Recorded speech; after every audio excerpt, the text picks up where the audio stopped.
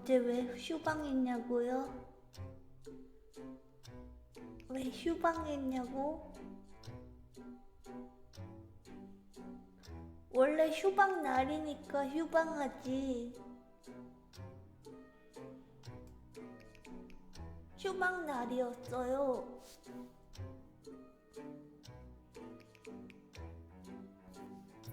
휴방 날이었다고. 내 마음대로. 시간표에도 적혀 있었잖아.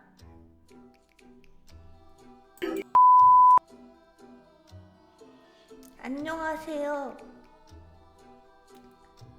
오늘은 괴담 들려주는 날이네요.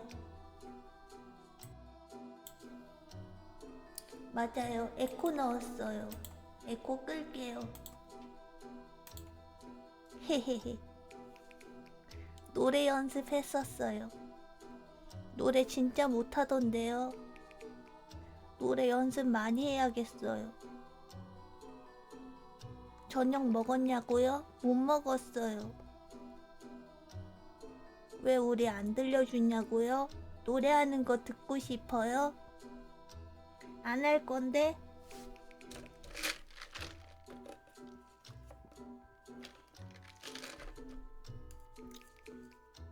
엄청 못해요. 들려주고 싶지 않아. 엄청 엉망진창인걸? 배고파서 꼬르륵거려요. 오늘은 여러분들한테 무서운 이야기 들려주려고 준비 좀 했습니다. 찾느라 고생 좀 했습니다. 근데 이야기를 별로 많이 준비는 못했어요. 간식이요? 집에 간식이 없어요. 어제 먹다 남은 국밥은 있어요. 국밥 들고 올까요? 근데 밥이 없어. 국밥 들고 올까? 그거라도 데워올까? 그럼 조금만 기다려봐. 데워올게요.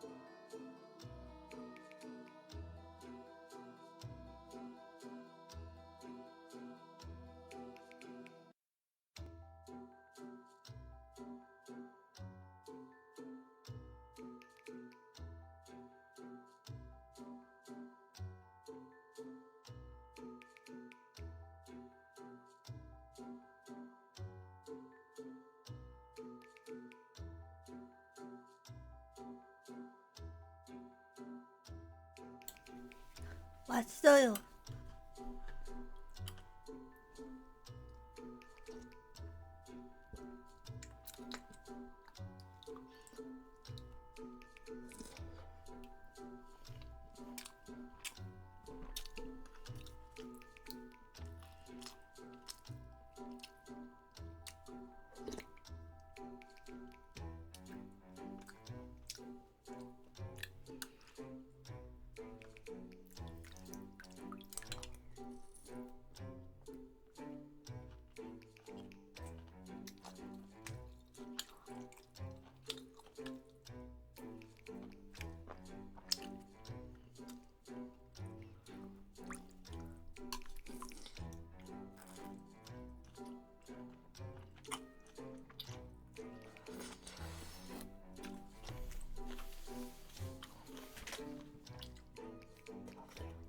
괜찮아요.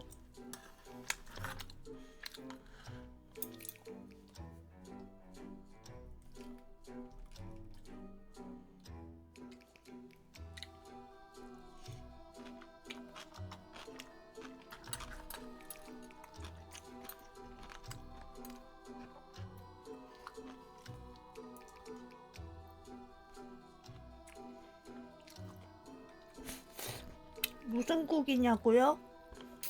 내장국밥이요.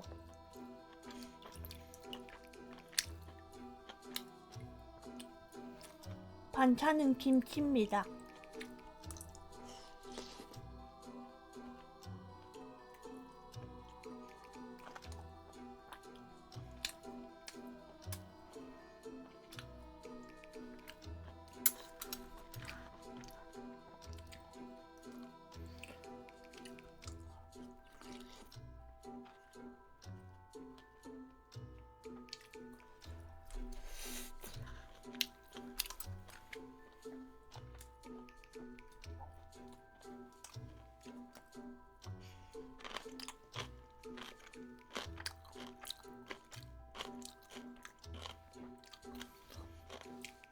그쵸, 여자력 높죠?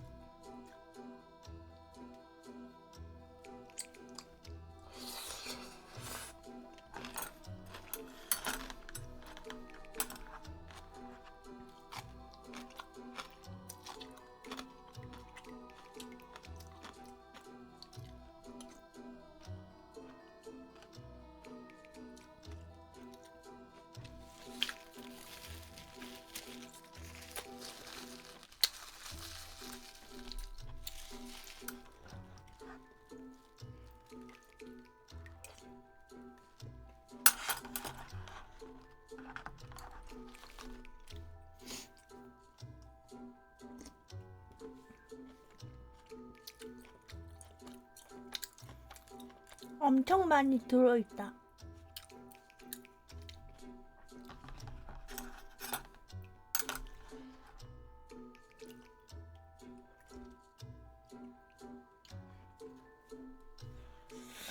인증하라고요?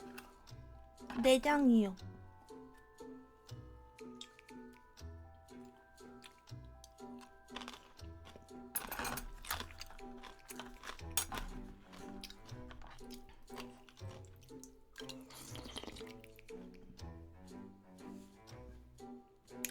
네, 건더기 많은 국밥 좋아합니다.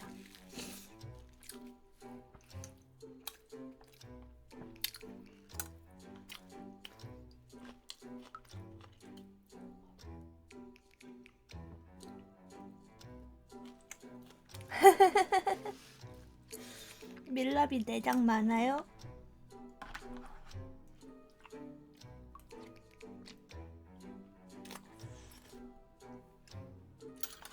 밀랍이를 먹을 순 없어.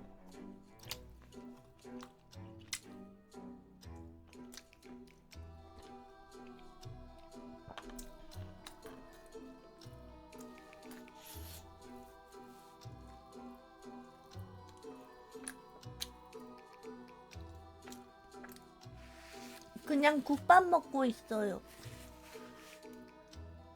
국밥 먹고 있는데 밀랍이들이 막 자기도 내장 많다고 그래요. 내장 국밥 먹고 있거든요. 내장 많은 거 좋다니까 자기들도 내장 많대요.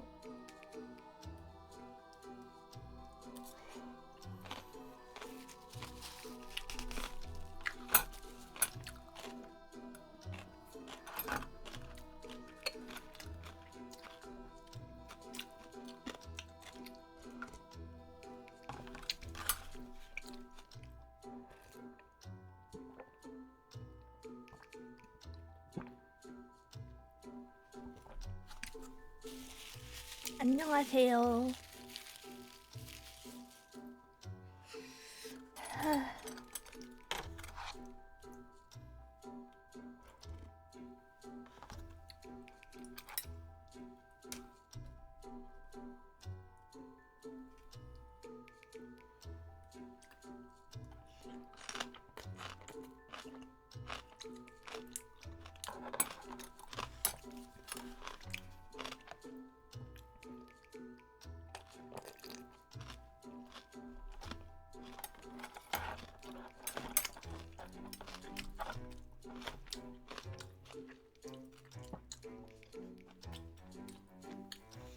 요즘요?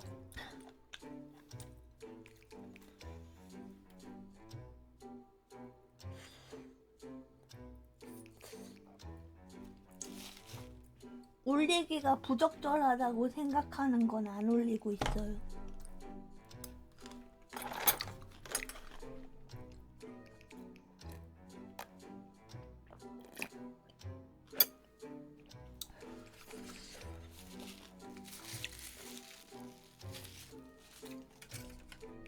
다 먹었다. 치우고 올게요.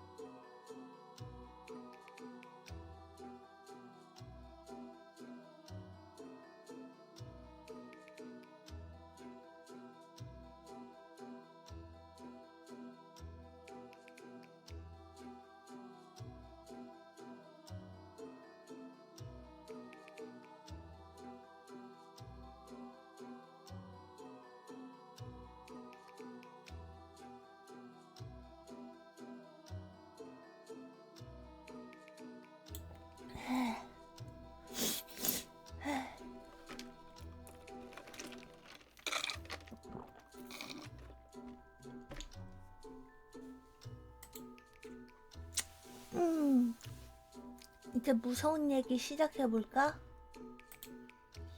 무서운 얘기? 밥도 먹었고 배부르다.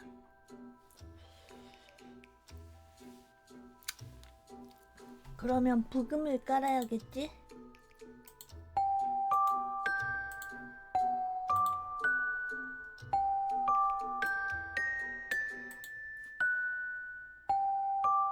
무서운 얘기.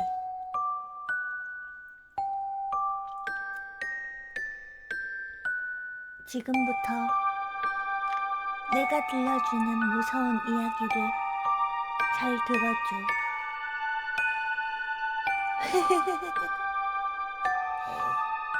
트림 나왔다. 부금이 크다고?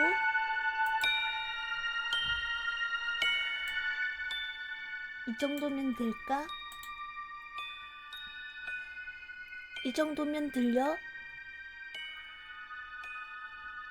어때요? 목소리 들려요? 잘 들리죠? 더 낮춰달라고?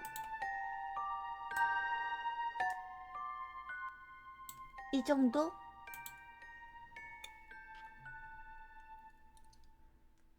이 정도? 어때?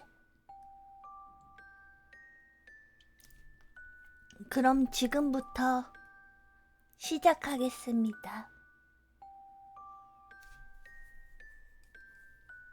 첫 번째 이야기입니다. 대만의 타이베이 시내에서 외곽 목책이라는 지역으로 가는 길에는 약 80m의 터널이 있습니다.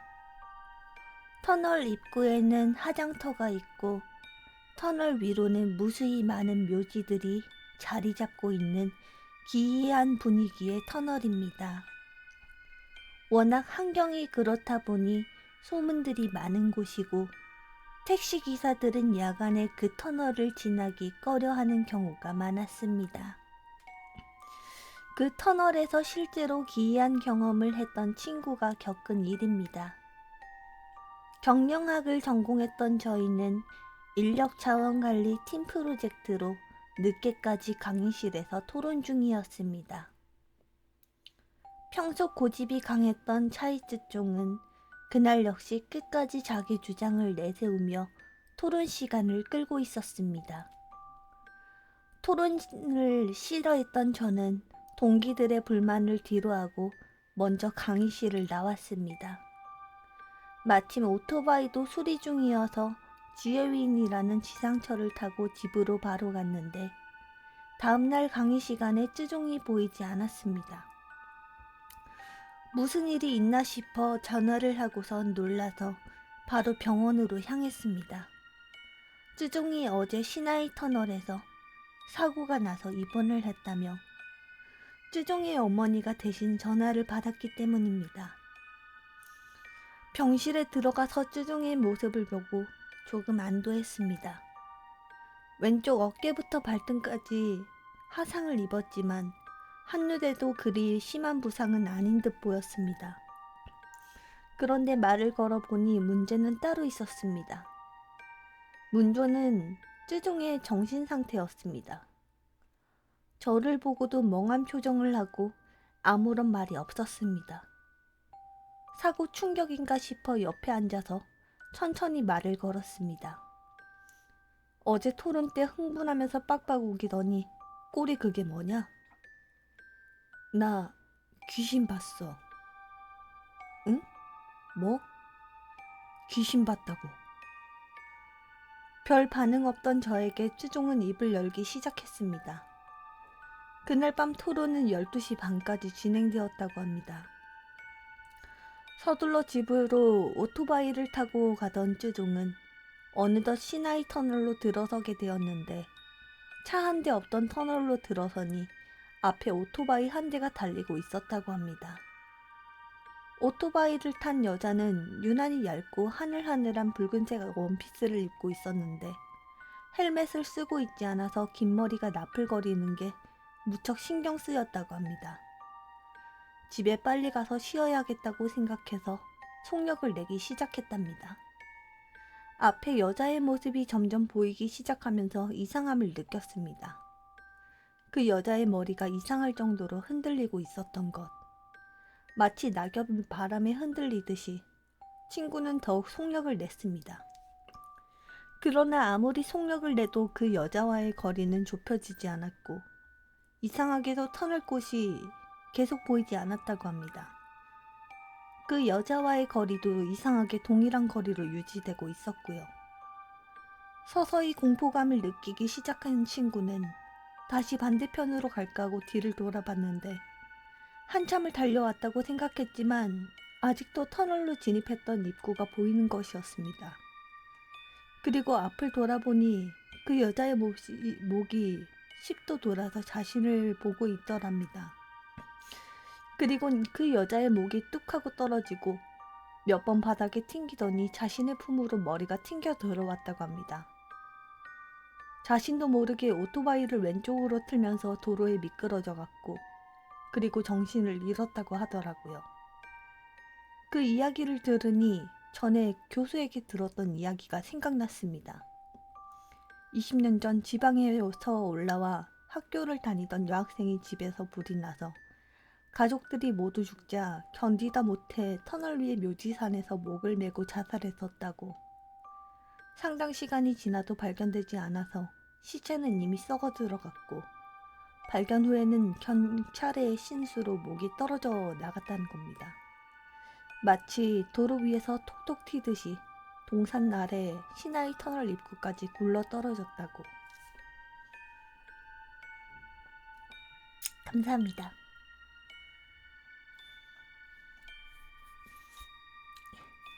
두 번째 이야기 들려드리겠습니다. 이건 제가 중학생 때 겪은 일입니다. 제가 간 중학교는 살던 집과 가까워서 입학했을 때 전혀 낯설지 않았어요. 누구나 그렇듯 평범한 학교 생활을 하고 있었죠. 그렇게 2학년이 되었을 때 친구들 사이에서는 학교 괴담이 돌고 있었는데 저희 학교 귀신은 특이했습니다. 보통 남자 중학교는 체력장을 하다가 죽은 선배가 한밤중에 학교 운동장을 계속 뛴다던가 방송부 일을 하다가 죽은 선배가 유리창 너머에 보인다던가 아무튼 그런 남자 귀신이 있어야 하는 것 같은데 우리 학교는 특이하게 여자 귀신이 나온다는 괴담이 돌고 있는 겁니다. 여자가 이 학교를 다니다 죽을 리가 없는데 말이죠. 괴담 속 다른 학교처럼 우리 학교가 옛날에 공동묘지 터였다고 하기엔 시내 한가운데에 위치하고 있기 때문에 더더욱 괴담을 믿지 않게 되었어요. 그리고 그의 여름이 다가왔을 때쯤이었을까요? 친구들이랑 몰래 술 마시려고 학교 정문에서 만나기로 약속을 잡고 조금 일찍 집을 나섰습니다. 지금 생각해보니 그날따라 기분이 이상하긴 했네요. 어쨌든 친구들을 만나기 위해 학교 정문을 지나 운동장 쪽으로 걸어가는데 운동장 귀퉁이에 사람이 있는 겁니다. 철봉에 배를 대고 사람이 운동을 하고 있길래 친구가 저를 기다리다가 심심해서 철봉에서 운동이라고 하고 있는 걸 줄 알았어요. 당연히 친구라고 생각하며 가고 있는데 뭔가 이상했습니다. 처음엔 이상한 이유를 못 느꼈는데 걸어가면서 자세히 봤더니 철봉에서 운동하고 있는 사람은 여자였거든요. 아주 긴 생머리를 한 여자가 중력도 안 받는 것처럼 천천히 돌고 있었는데 갑자기 소름이 돋았던 이유는 그렇게 철봉 위에서 천천히 도는데도 머리카락은 땅에 닿지도 않고 등에 고정이라도 해둔 것처럼 딱 붙어 있었어요.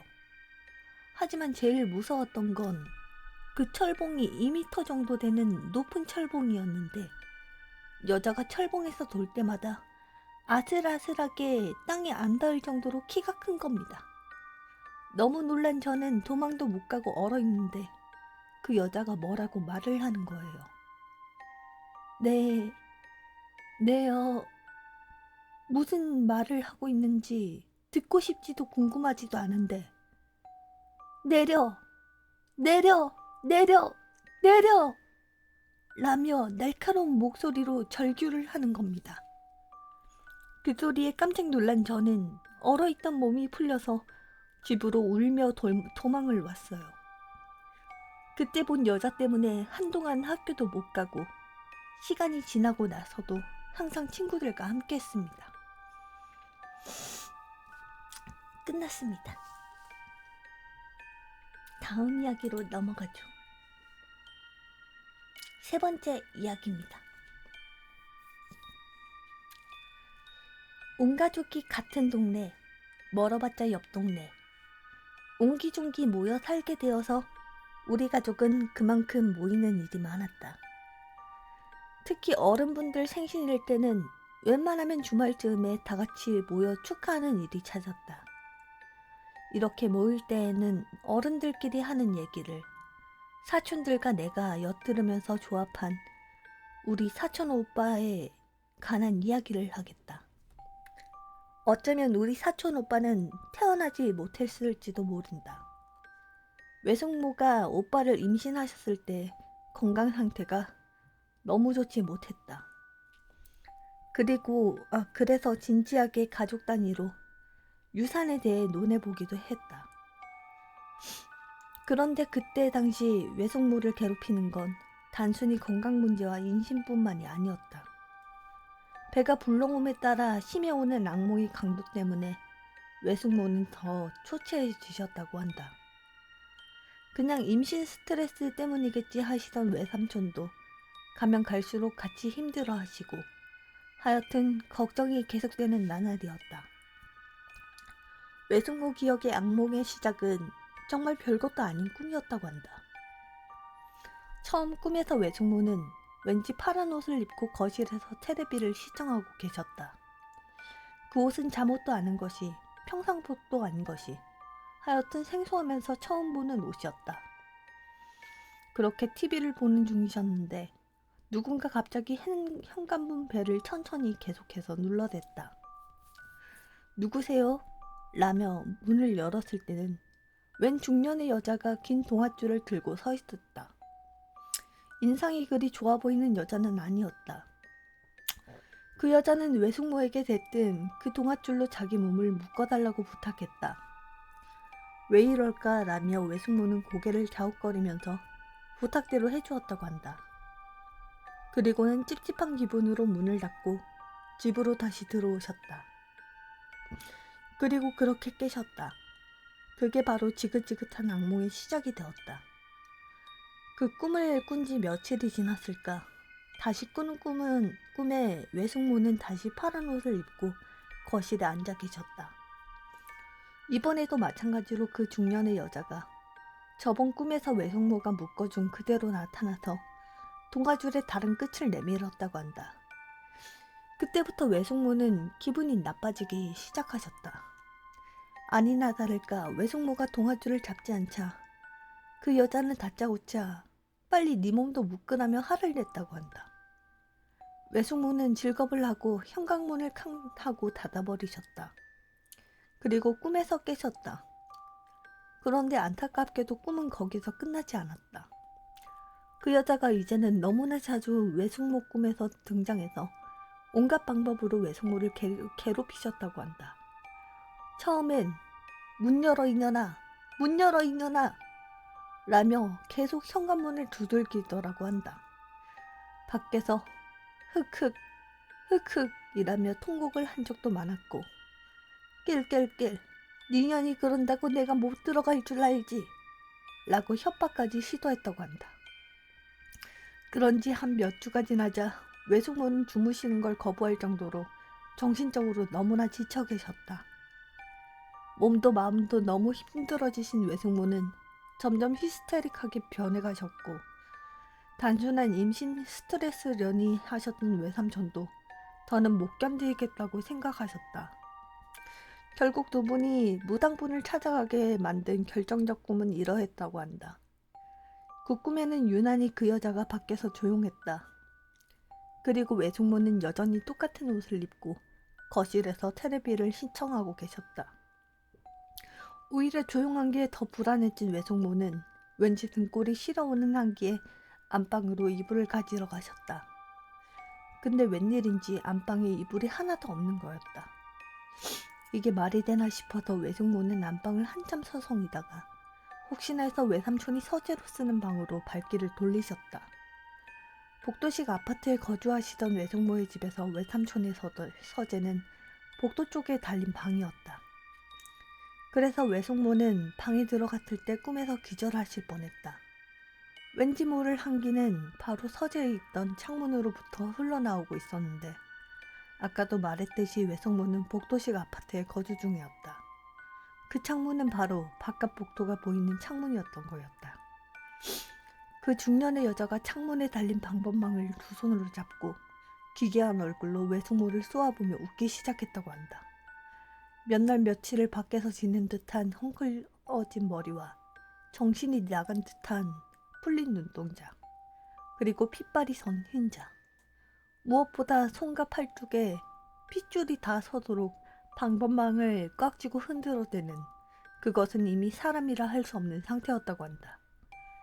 그 아줌마는 방범창을 잡고 미친 듯이 흔들며 문제의 동아줄을 창문 사이로 밀어넣기 시작했다. 그리고는 외숙모 귀가 아플 정도로 소리를 지르기 시작했다고 한다. 묶어! 묶어! 묶어! 잠결에 비명을 지르는 외숙모를 외삼촌은 가까스로 깨우셨고 외숙모는 깨어나신 후에도 싫다며 계속 오열하셨다고 한다. 결국 다음날 외숙모는 외삼촌에게 부탁해서 전부터 아파트 이웃에게 들어보는 영하다는 할머니를 수소문했다. 그런데 할머니분 방 안에 외숙모가 발을 들여 놓은 순간 할머니가 너무 부드러운 목소리로 이렇게 말씀하셨다고 한다.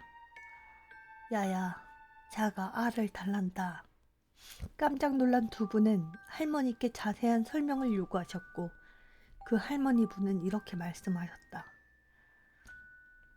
네 아니면 걔라도 데리고 갈란다고 아목을 빙빙 감아놨네.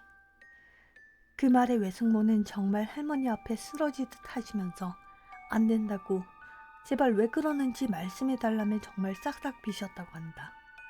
그러자 할머니는 이렇게 말씀해 주셨다. 바란 건 안 된다. 바란 건. 애가 춥다 한다고 아가 추우면 안 돼. 자꾸 곧다운 못된 걸 부른다니까. 아가 목이 아프단다. 창문을 닫아라. 창문을 닫아야 해. 창문을 닫아. 창문을. 외숙모는 울면서 꼭 닫겠다고 하며 할머니에게 하소연하셨다. 창문을 닫으라고 대내이던 할머니는 갑자기 외삼촌 뒤를 응시하면서 호통을 치셨다고 한다. 이런 못된 년, 쥐에 떨어졌다고 남의 안목을 빙빙 감아나?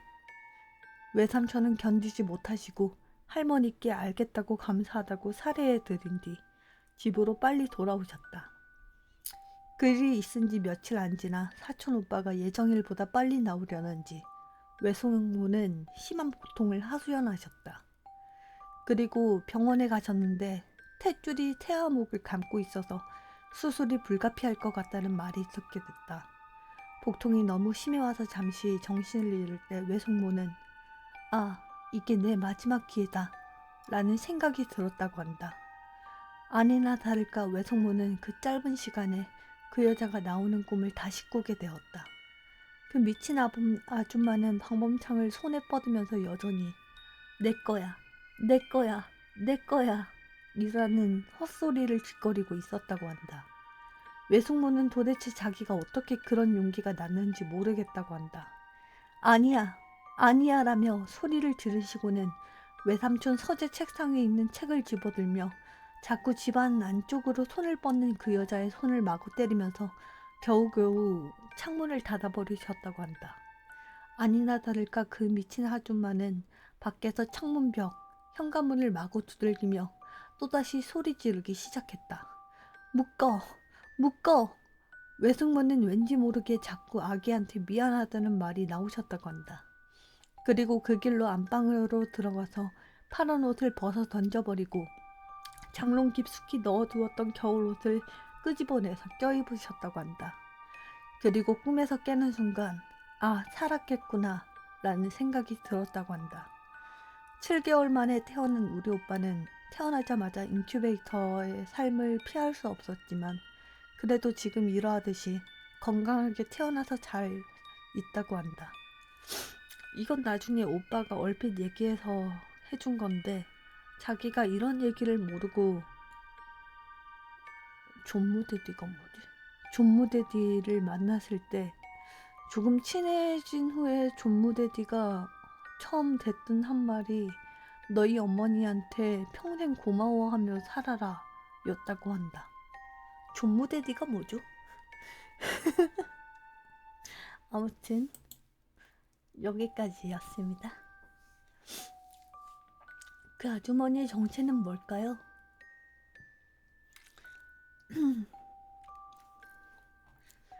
그 다음 이야기.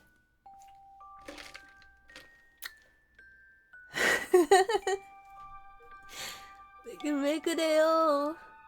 저를 왜 매장하시나요?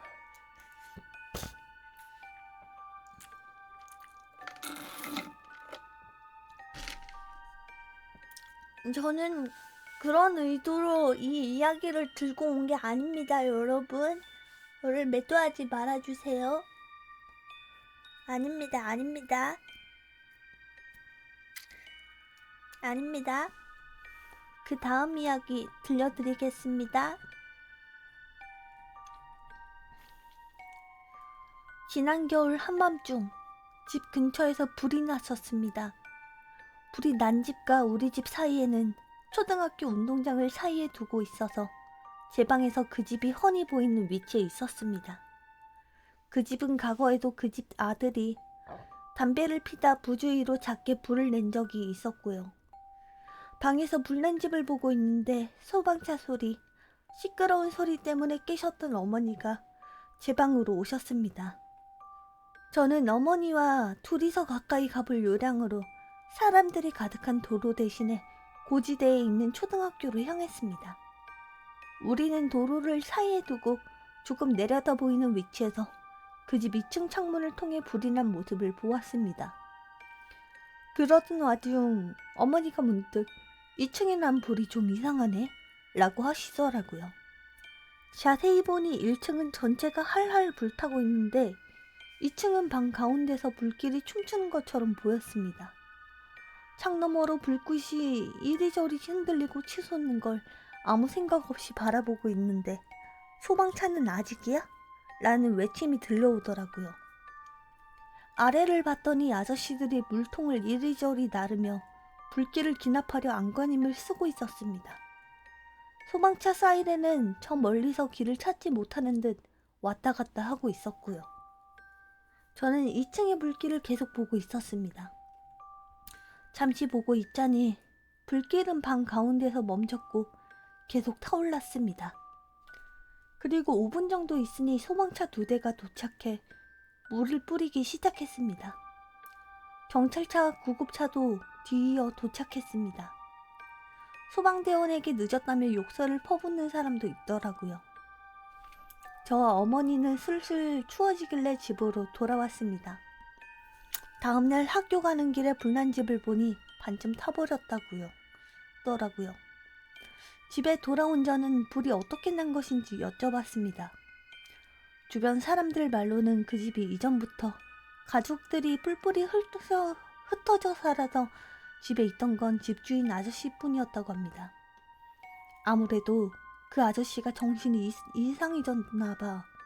매일 밤 개처럼 짖기도 하고 집에서 막 돌아다니는 소리가 나더란다. 그러다 어제 자기 몸에 등유를 끼얹어가지고 불을 낸 거라더라. 그 이야기를 듣는 순간 오싹했습니다. 어디서? 라고 다시 묻자 어머니는 고개를 푹 숙이시고는 2층에서 새까맣게 타버렸다더라. 라고 말씀하시고는 아무 말씀이 없으셨습니다. 저희는 그때 사람이 산채로 타 죽어가는 광경을 계속 보고 있었던 거죠. 지금도 그때 그 모습을 잊을 수 없습니다. 그 춤추던 불꽃은 사람이 고통에 몸부림치던 거였나요? 무섭네요. 그 다음 이야기입니다. 철도회사에서 일하던 지인에게 들은 이야기입니다. 그 지인을 A라고 할게요.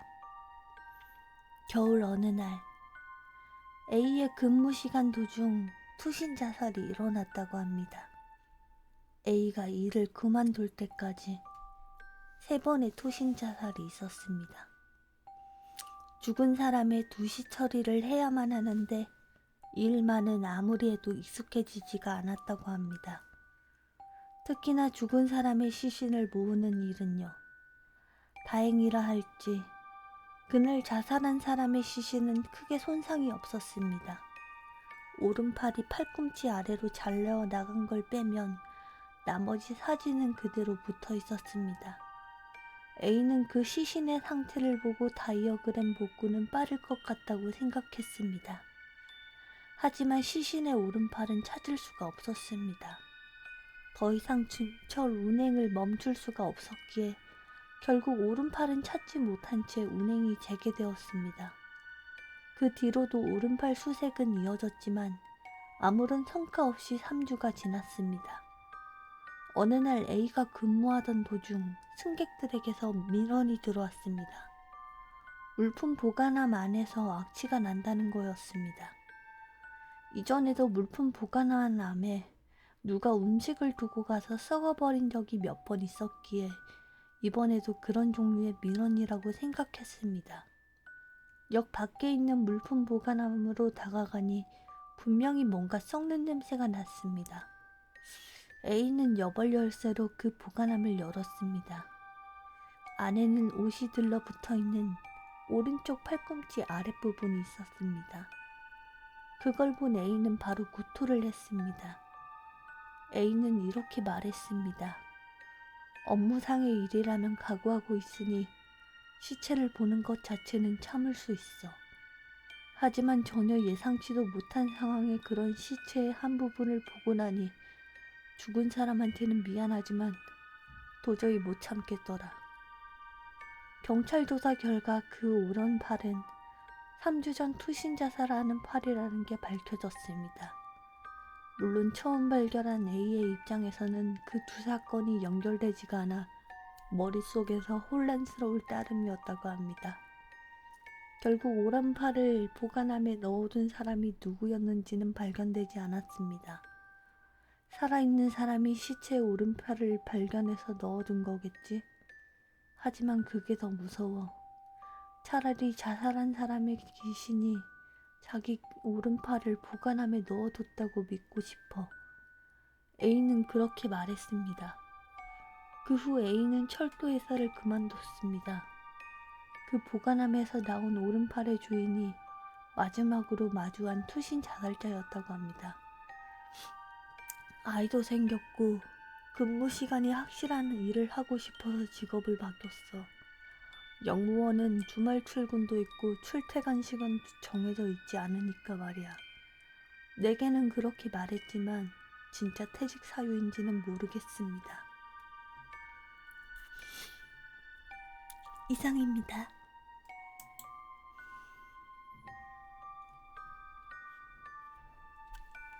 그 다음 이야기 들려드릴게요.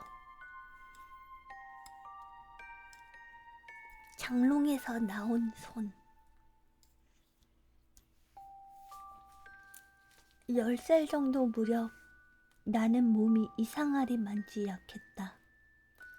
일주일 정도 감기로 드러눕고는 또 일주일은 무척 건강하다. 그러다가 또 일주일간 드러눕기를 반복하는 것이었다. 그것도 매번 40도가 넘는 고열이 나서 의사가 장기 입원을 권유할 정도였다. 그런 탓에 집에서 가만히 누워있는 일이 잦았다. 그날 역시 집에서 자고 있었다.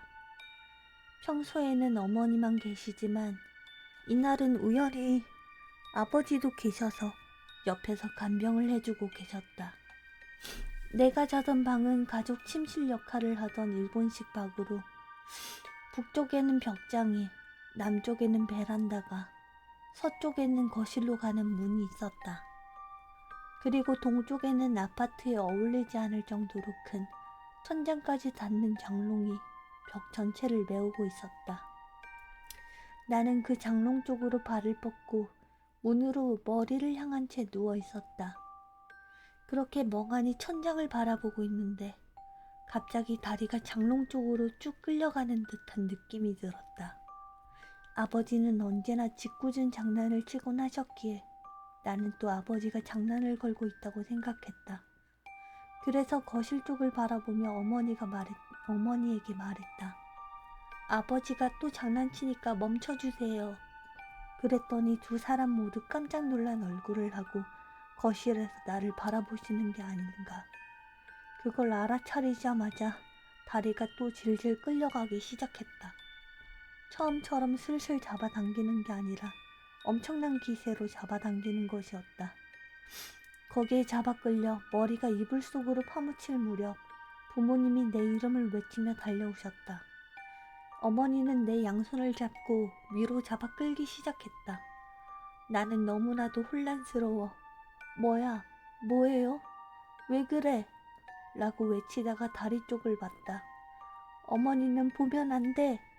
라고 소리쳤지만 이미 내 눈에는 그게 들어온 뒤였다. 장롱 아래쪽 서랍에서 손 두 개가 튀어나와 내 발목을 꽉 잡고 있었다. 그 손가락은 3개였다. 손은 마치 대리석처럼 검은 바탕에 붉은 반점이 여기저기 있어서 마치 무당벌레랑 반대인 느낌이었다. 장롱 안은 보라색으로 빛나고 있었다. 나는 완전히 이성을 잃고 마구 소리 질렀다. 그러는 사이 아버지는 물 같은 것과 나뭇잎을 가져오셨다. 그러고는 그 손과 내 다리에 물 같은 것을 뿌리고 나뭇잎으로 손을 마구 내리쳤다. 하지만 손은 전혀 놓을 것 같지가 않아 나는 계속 무서워 울었다. 내 울음소리를 듣자 아버지는 인내심의 한계를 느꼈는지 다리를 잡은 손을 직접 두드려 패기 시작했다. 몇십 번이고 온 힘을 다해 때렸을 것이다. 갑작스레 스르르 내 발을 놓더니 장롱 안으로 빨려 들어갔다. 내가 손이 사라진 후에도 계속 울자 아버지와 어머니는 손을 꼭 잡아줄 테니까 걱정 말고 한숨 자렴이라고 말씀하셨다. 나는 어떻게든 잠을 청했다. 그 이후 그 손은 다시 본 적이 없다. 하지만 나는 그 이후 벽장이나 장롱 쪽으로는 결코 발을 뻗고 자지 않는다. 그 손이 나타나고 3개월 뒤 우리 집은 이사를 했다. 그리고 이사한 후 지금까지 그렇게 심하던 감기 몸살이 싹 사라졌다. 이윽고 반년에 한 번 감기가 걸릴까 말까 하는 수준까지 회복되었다. 이 사건을 계기로 나는 물론이고 부모님까지도 초자연적인 존재에 대해 믿게 되었다. 정확히 무엇이었는지는 알 수 없지만 아직도 떠올리면 등골이 오싹해지는 어린 시절의 공포 체험이었다.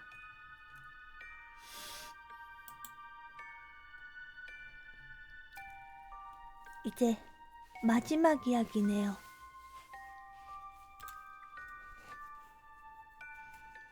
마지막 이야기 들려줄게요. 이건 내가 초등학생 때 있었던 일이야. 우리 집은 모자 가정이었는데 엄마는 늦게까지 일을 했고 이사 온 지 얼마 안 되어서 친구도 없었기 때문에 학교 마치면 혼자 그림을 그리거나 책을 읽으면서 시간을 보냈어. 어느 날 집에 가고 있으니까 근처에 사는 아저씨가 말을 걸었어. 그 아저씨는 전문 카메라맨인데 괜찮으면 사진을 한 장 찍어도 되겠냐고 묻더라고. 좀 의심스러웠긴 했는데 평소에도 만나면 인사를 하는 사이였고 프로가 사진을 찍어준다는 것에 호기심이 생겨서 승낙했어. 촬영은 30초도 안 돼서 끝났고 찍은 사진은 나중에 현상에서 준다길래 좋아했던 기억이 나. 그로부터 일주일 정도 지난 날이었어. 평소처럼 학교에 갔다가 집에 가는 길에 그 아저씨 집을 지나가게 됐어. 그 아저씨네 집은 산울타리에 둘러싸여 있어서 어른 눈높이로는 안을 볼 수가 없는데 아이가 몸을 굽히면 돌계단과 산울타리 사이로 마당을 들여다볼 수 있었어. 나는 사진을 두겠다고 약속한 날부터 혹시 아저씨를 보게 되면 말을 걸려고 집에 가는 길에 그 집 마당을 들여다보는 게 습관이 되어서 그날도 인사를 하듯이 몸을 숙여서 들여다 봤는데 아저씨가 있었어. 무슨 작업을 하고 있는지 손수건으로 얼굴을 닦고 있었어. 내 쪽으로 등을 보이고 있어서 뭘 하고 있는지는 못 봤는데 말을 걸려고 현관 앞을 통해 마당으로 들어갔어. 신이 났던 건지 다가가서 아저씨를 놀래키려고 했어. 하지만 여전히 손수건으로 얼굴을 닦고 있었어. 아저씨와의 거리가 몇 미터 정도로 좁혀졌을 때 나는 드디어 뭔가 상황이 이상하다는 것을 알았어. 아저씨 손에 들린 건 손수건이 아니라 사진이었어. 그리고 땀을 닦고 있던 게 아니라 사진을 핥고 있었어.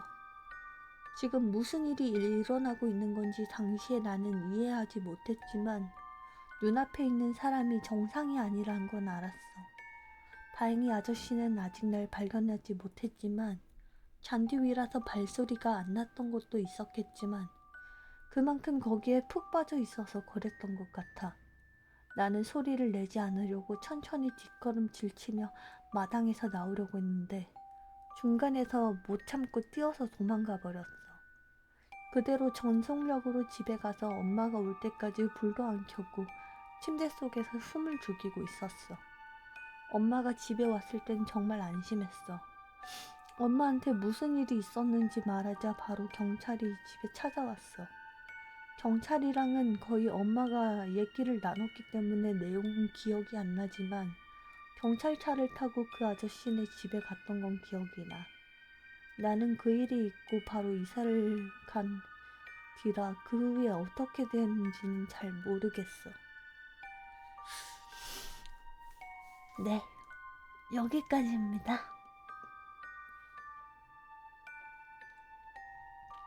다들 즐거우셨나요?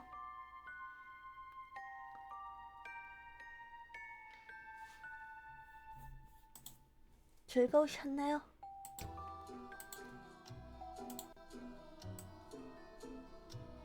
맞아요. 준비 좀 했죠?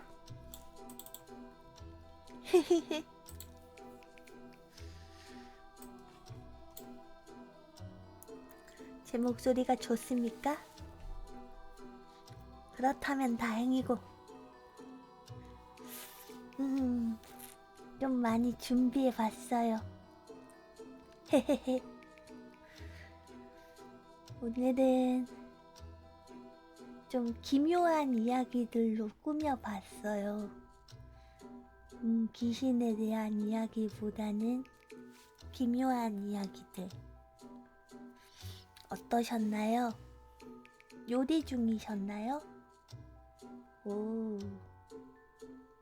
그랬구나.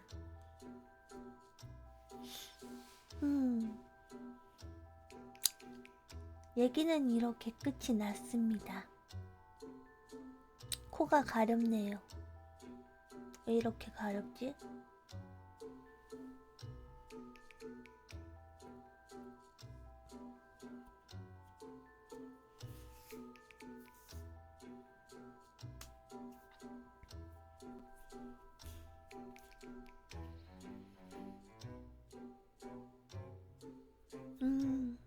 그래요? 감사합니다. 오늘 다들 저녁 드셨나요? 뭐 드셨나요? 저는 아까 전에 국밥 먹었어요. 밥 안 말아 먹었어요. 밥은 안 말아 먹은 국밥. 초밥 먹었어요? 니값 하셨네요. 햄버기요? 닭가슴살이랑 바나나? 오, 오이랑 병아리콩? 신기한 거 드셨네. 오리고기? 한 끼도 안 먹었다고요? 빨리 요리해서 드세요. 빨리 먹어요. 이제 뭐하지? 부장이 요리해달라고? 차돌된장밥 맛있겠다. 해달라고? 부장이 밀라비들한테 요리를 해준다면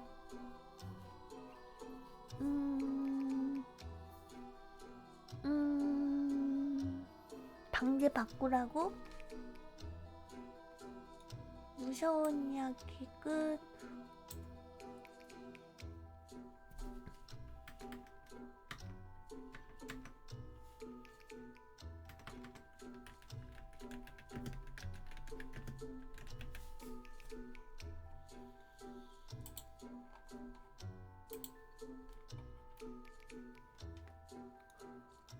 자, 요리 좀 해요.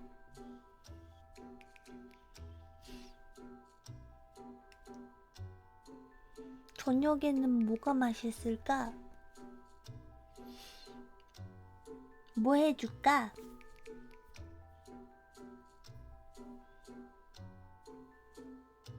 생각이 안 나네. 순두부찌개 해달라고요? 김치찌개 해달라고? 다 찌개류를 원하네. 갈비찜? 갈비찜 좋지. 갈비찜 해가지고 거기에 갈비살 발라가지고 내가 밥숟가락 위에 얹어줄게. 그리고 갈비찜 국물에 밥도 비벼가지고 김가루 얹어줄게. 비벼 먹어. 계란찜도 해줄게요.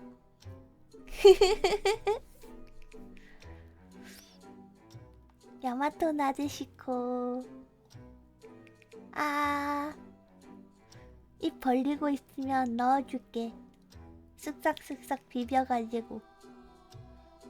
입 벌려. 들어간다.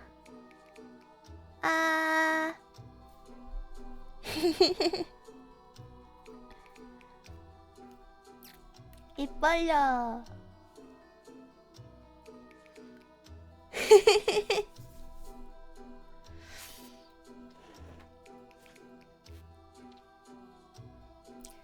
꼭꼭 씹어 먹어야 돼. 꼭꼭 씹어 먹어. 안 그러면 체해. 그리고 밀라비들 이거 먹을 때 체하면 안 되니까 물도 떠다줘야지. 물 마시면서 먹어. 맞아, 수저는 빼야지.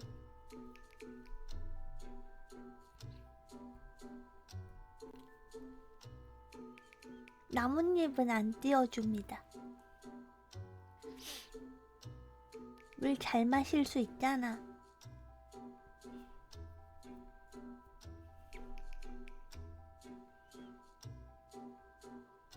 나뭇잎 띄워주길 원해요? 나뭇잎까지 먹을 것 같아, 밀라비들. 물 마실 수 있어. 그럼 빨대 꽂아줄게. 빨대로 마셔.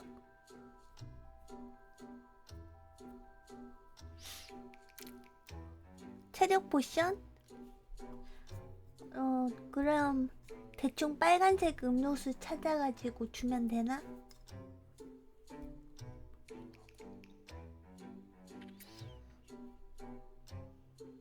포션 잘 만들지. 그 게토레이였나 파워에이드였나 그 중에 빨간색 그거 있지 않나? 부장 물 떠다 준다면서 왜 컵을 화장실로 가져가? 변기물인 거 들켰나? 미안해. 레모네이드 좋아해요? 레모네이드 줄까? 레모네이드.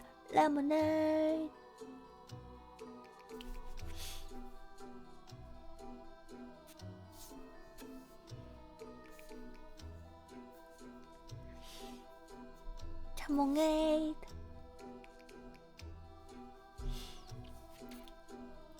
자몽에이드 좋아해요? 자몽청 좋아. 생강청도 좋아. 띵도 데 베라노? 그게 뭐예요? 라임 좋아해요? 물에 라임 띄우면 되잖아. 라임수 먹어.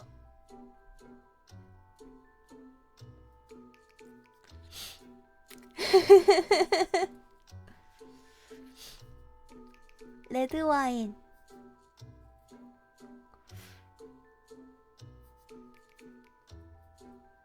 탄산수 섞은 음료요? 오, 그런 음료가 있군요. 처음 들어봐요. 맛있어요? 언젠가는 먹어볼 수 있는 기회가 있겠지? 제가 총구석에 살아서 그런 음료수는 못 봤어요.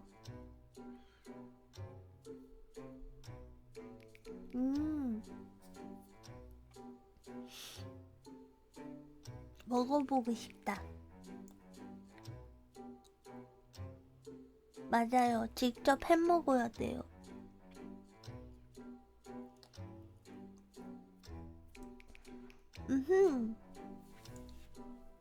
맞아요. 시골 소녀예요. 촌 맞아요.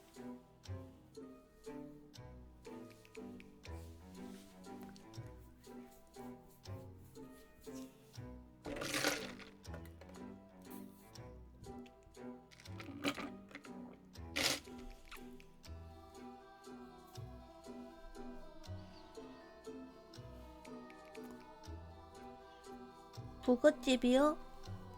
롯데리아, 맘스터치, 그리고 이름 까먹었어요. 세 종류 버거집 있어요.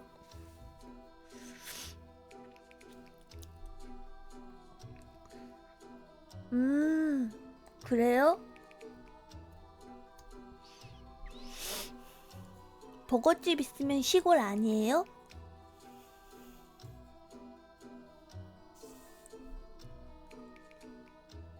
꽤 시골인데. 버거킹은 없어요. 버거킹은 버스 타고 1시간 가야 돼요. 시내 나가야 돼요.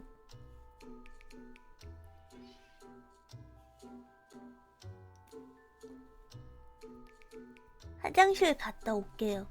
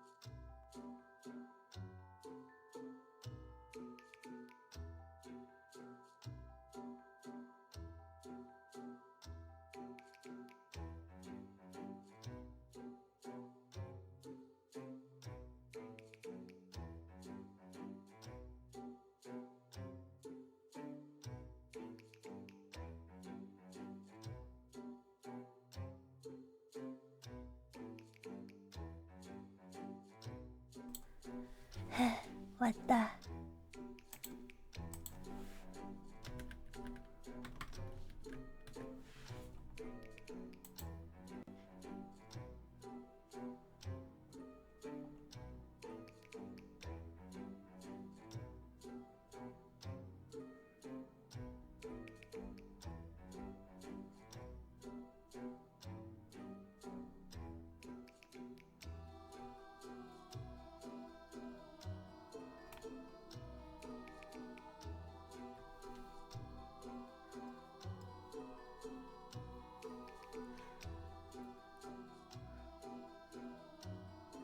(15만) 찍었다고요? 15만을 찍었다고? 벌써? 세상에.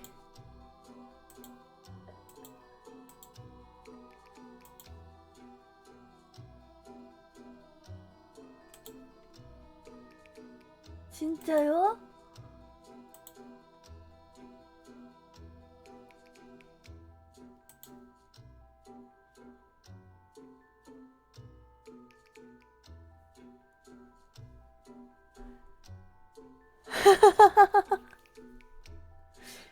헐.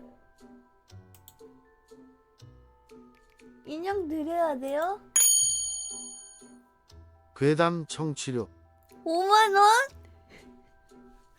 헐. 5만원이나 주시는 거예요? 고마워요. 진짜 고마워요. 감사합니다. 청취료까지 주시다니 감동받았어요. 어떡해.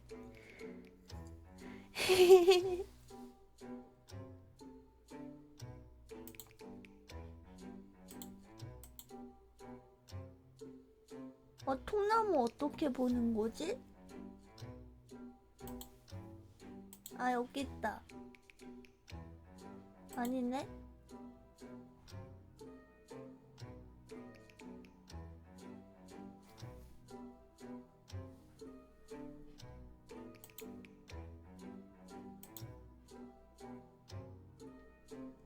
이것도 아니고.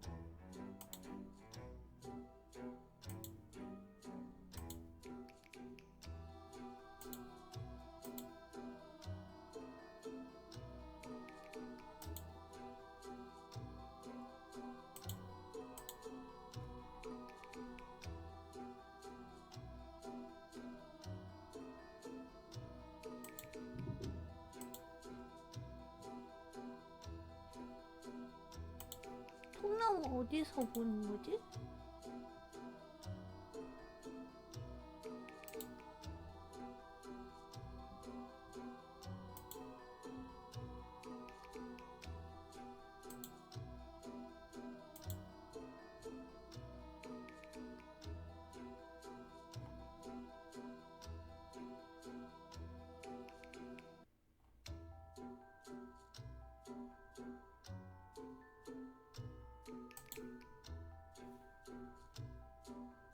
모르겠다.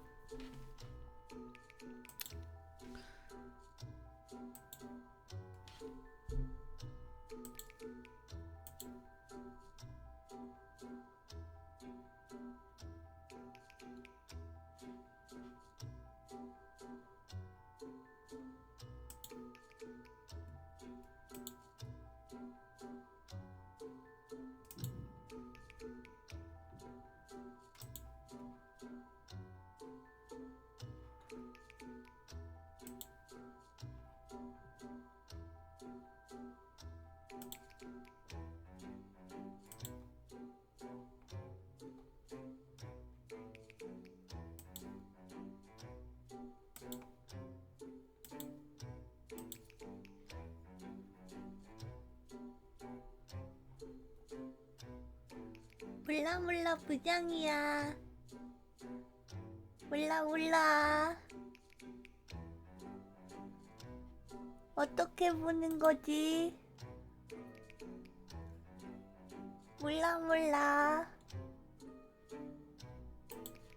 어떻게 보는 거지?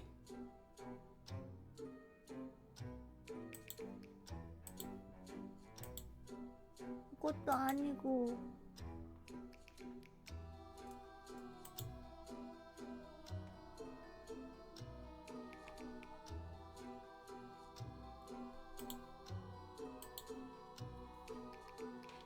알았어요. 안 볼게. 안 궁금해. 안 궁금한 걸로 할게.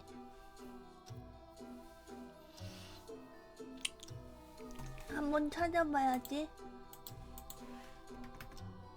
치지직 통나무 보는 법.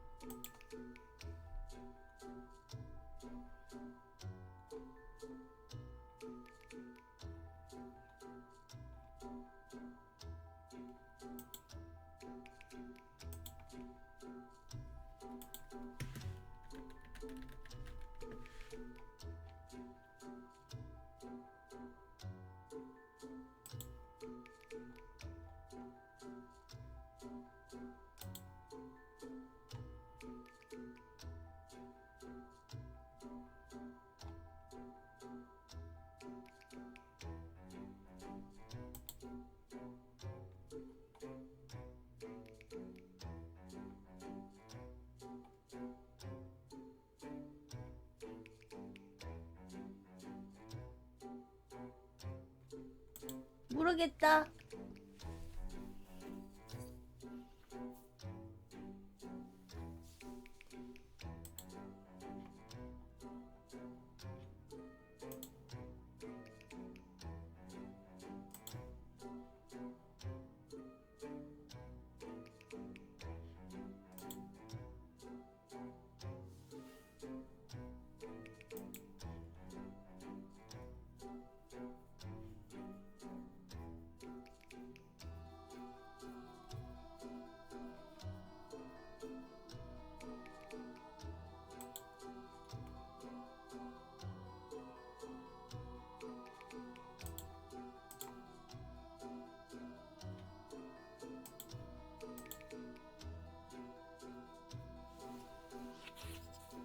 에휴, 모르겠다.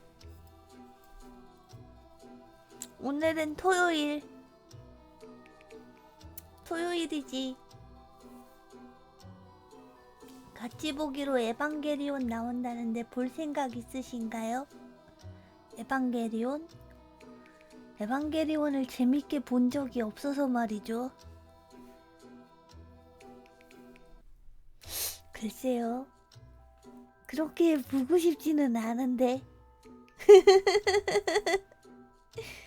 그렇게 땡기지는 않는데.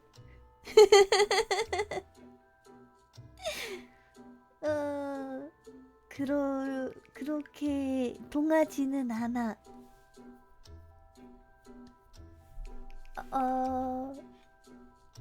밀라비들은 보고 싶어?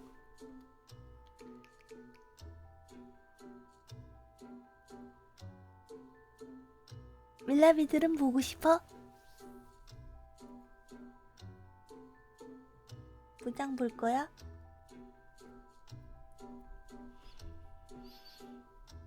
하면 본다고?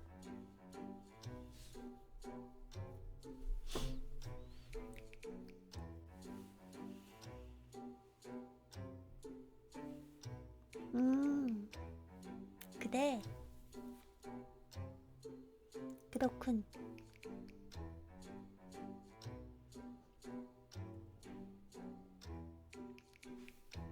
그렇습니까? 좋았어.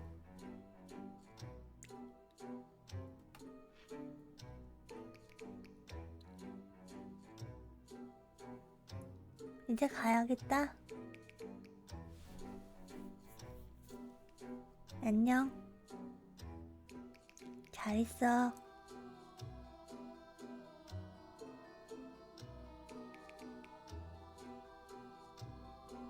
바이바이.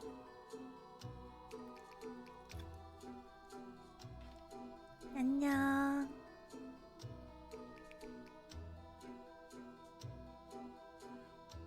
바이바이.